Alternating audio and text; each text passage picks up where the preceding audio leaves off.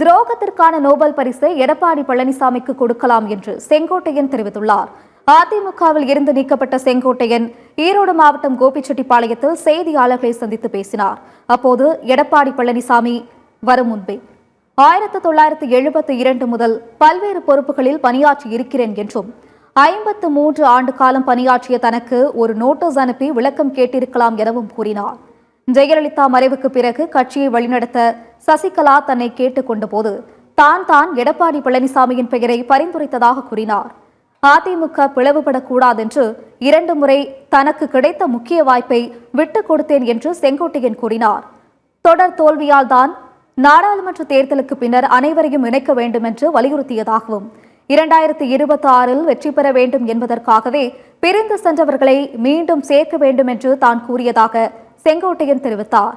அதிமுகவில் இருந்து நீக்கப்பட்டதற்கு தான் மிகவும் வருத்தப்படுவதாகவும் இரவு முழுவதும் தூங்காமல் மனவேதனை அடைந்ததாகவும் செங்கோட்டையன் கூறினார்.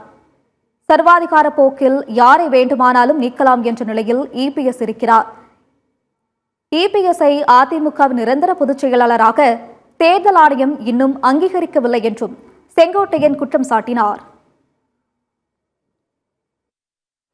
புரட்சித் தலைவி அம்மாவுடைய மறைவுக்கு பிறகு இந்த இயக்கம் உடைந்து விடாமல் இருக்க வேண்டும் என்ற நோக்கத்தோடு தான் 2 முறை எனக்கு வாய்ப்புகள் கிடைக்கின்ற போது கூட அந்த வாய்ப்பை நான் இந்த இயக்கம் ஒரு சிறிதளவு கூட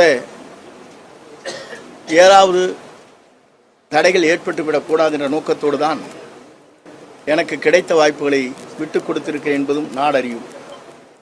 திருமதி சசிகலா அவர்கள் எல்லோரையும் அழைத்து பேசி எல்லோருடைய கருத்துக்களையும் பகிர்ந்து என்னிடத்தில் அதற்காக 1 மணி நேரம் பேசியதற்கு பிறகு அன்று இவருக்காக பரிந்துரை கடிதத்தை எல்லோரிடத்திலும் ஒப்புதல் பெற்று அப்படி இருக்கின்ற போது 4 ஆண்டு காலம் நாம் ஆட்சியை நடத்தினோம்.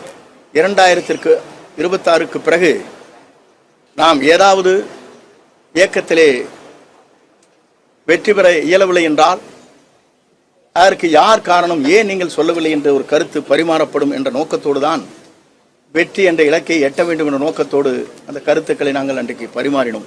ஆனால் என்னை பொறுத்தவரையிலும் இந்த இயக்கம் ஒன்று சேர வேண்டும் என்ற நோக்கத்தோடு தான் அனைத்து இந்திய அண்ணா திராவிட முன்னேற்ற கழகத்திலே இருக்கிற தொண்டருடைய உணர்வுகளை தெரிந்து கொண்டு இந்த பணிகளை நாங்கள் ஆற்றினோம்.